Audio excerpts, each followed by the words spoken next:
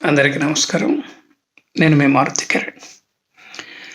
ఇవాళ internet browse చేస్తూ ఉంటే ఎందుకో అనుకోకుండా నా వేళ్ళు 9/11 ఇన్సిడెంట్‌కి వెళ్ళాయండి. అలా బ్రౌజ్ చేస్తూ ఉంటే ఆశ్చర్యంగా చాలా విషయాలు నా దృష్టికొచ్చాయండి. ఇన్సిడెంటు 11 సెప్టెంబర్ 2001 జరిగింది. అంటే దాదాపు 19 ఏళ్లుగా వస్తున్నది. 2977 మంది చనిపోయారండి. 25,000కి పైగా గాయపడ్డారు. 2 యుద్ధ విమానాలు ట్విన్ టవర్స్‌లోకి దూసుకుపోవటము, దాదాపు ఒక 20 అంతస్తులు ధ్వంసం కావటం, తర్వాత ట్విన్ టవర్స్ కూలిపోవడం జరిగిందండి. ఆ క్షణంలో విమానంలో, అలాగే ఆ ఫ్లోర్స్‌లో కూడాను ఆ మంటల్లో, పొగలో చాలామంది చిక్కుకుపోయి ఆర్తనాదాలు చేశారు. కుటుంబ సభ్యులతో మాట్లాడదాం అనుకున్నారు. కొంతమంది మాట్లాడలేని పక్షంలో మెసేజ్‌లు కూడా పెట్టారండి. 10 నిమిషాల్లో 1000కి పైగా ఫోన్ కాల్స్ వెళ్ళాయి అంటే మీరు ఊహించుకోండి అక్కడ పరిస్థితి ఎంత తీవ్రంగా ఉంది అనేది. అట్లాగే కొన్ని వందల మెసేజ్‌లు కూడా వెళ్ళిపోయాయన్నమాట. అయితే ఒక్క పరిస్థితిలో నేను మెల్లగా బ్రౌజ్ చేస్తూ ఉంటే ఇంకా చనిపోతున్నాము అని తెలిసిన క్షణంలో కొంతమంది భార్యలతో మాట్లాడారు, భర్తలతో మాట్లాడారు, తల్లులతో మాట్లాడారు. అలా మాట్లాడటంలో వాళ్ళకి బతుకు భయంతో పాటు ఉన్నట్టుండి వ్యక్తుల మీద ప్రేమ పెళ్ళుబికిందండి. సో ఇటువంటి 4-5 ఇన్సిడెంట్స్ మీకు చెప్దామని నేను ఈ వీడియో చేస్తున్నాను. యునైటెడ్ ఎయిర్లైన్స్ ఫ్లైట్ 93 హైజాక్ అయింది. ఆ ప్లేన్లో 4 పిల్లల తల్లి భర్తకి 2 సార్లు ఫోన్ చేసింది. భర్త ఎత్తలేదు, ఎందుకంటే నైట్ డ్యూటీ చేసి పడుకుండిపోయాడు. ఈ ఇన్సిడెంట్ జరిగింది ఉదయం అన్నమాట. ఆమె ఫ్లైట్ అటెండెంట్, ఆమె పేరు సిసి లెలెస్. ఇంకా తప్పనిసరి పరిస్థితుల్లో భర్తకి మెసేజ్ పెట్టిందండి. మెసేజ్ కాదు, ఫోన్లో మాట్లాడింది. అది వాయిస్ రికార్డ్ అయిందనమాట. మాట్లాడింది ఏంటంటే, hey baby, I am baby, you have to listen to me carefully. I am on a plane that has been hijacked. I am on the plane. I am calling from the plane. I want to tell you that I love you. Please tell my children that I love them very much. And I am sorry, baby. I do not know what to say. There are 3 guys. They have hijacked the plane. We are turned around, and I heard that planes have been flown into the World Trade Center. I hope to see your face again, baby. I love you. Bye. ఇదండి as it is సంభాషణ record అయిందనమాట. అలాగే బ్రెయిన్ స్వినే,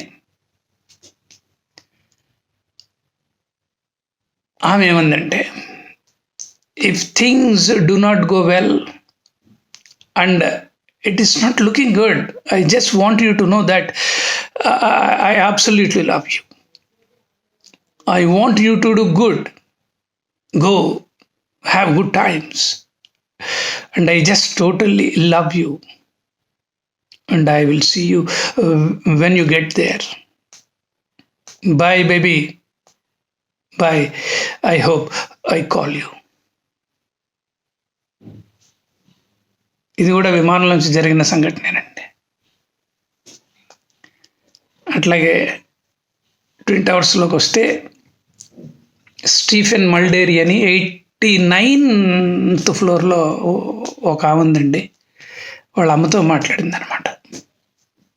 ఏమనంటే, mom, my building has been hit by a plane and right now I think I am okay. I am safe now, but it is smoky. I just want to want to say how much I love you and I will call you. I am safe. Okay, mom, bye. అట్లాగే gym గ్రాటన్బర్గ్ 86th floor నుంచి అండి. అతను real estate బ్రోకర్ట. ఒక అరగంట అయిందట promotion తీసుకొని. వైఫ్ని contact చేద్దామని ప్రయత్నం చేశాడు కానీ కుదరలేదు. వెంటనే మెసేజ్ పెట్టాడండి. అలాగే పిల్లలకు కూడా పెట్టాడు.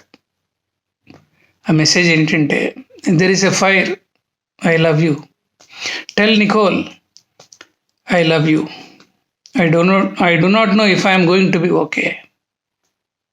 I love you so much. ఇదండి.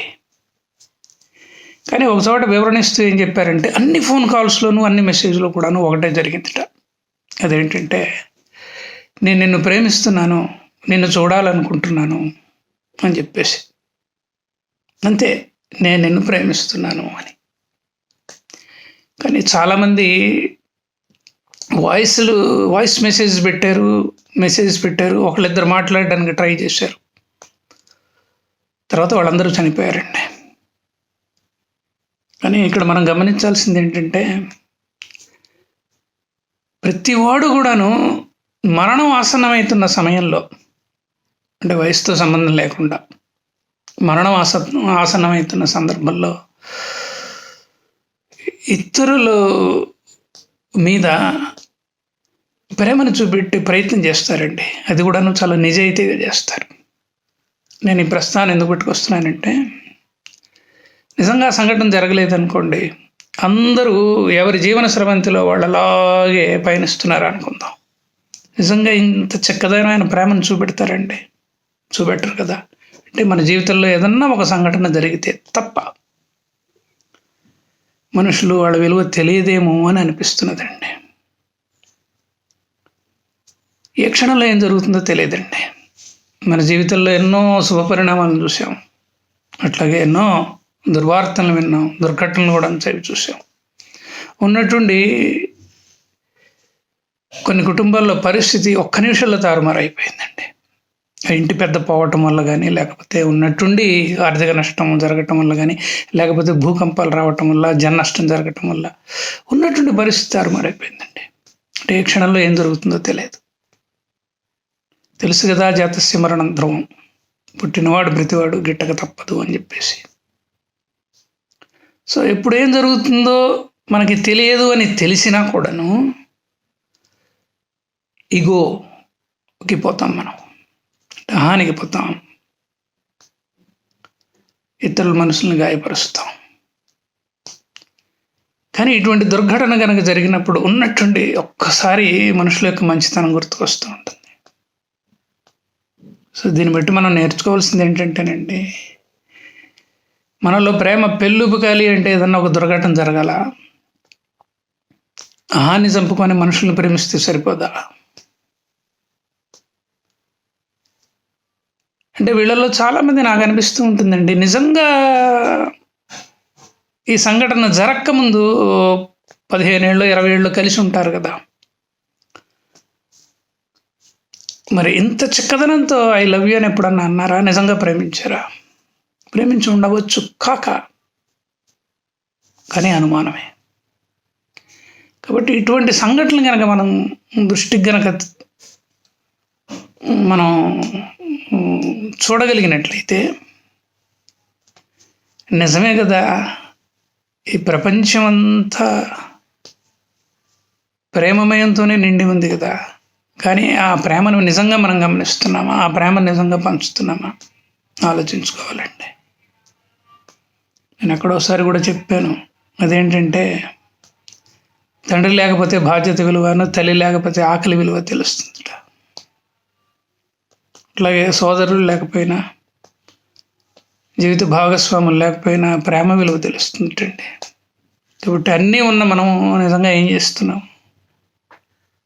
ఇది మనం వేసుకోవాల్సిన ప్రశ్న అండి. కాబట్టి దుర్ఘటనలు జరగకముందే, విపత్తులు మన జీవితంలో ప్రవేశించకముందే, ప్రేమించకపోయినా పర్వాలేదు, పరుష పదజాలం ఉపయోగించుకోకుండా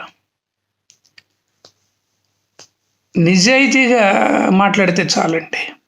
ముందు నిజాయితీగా మాట్లాడటం మొదలు పెడితే తర్వాత ప్రేమించడం నేర్చుకోవచ్చు.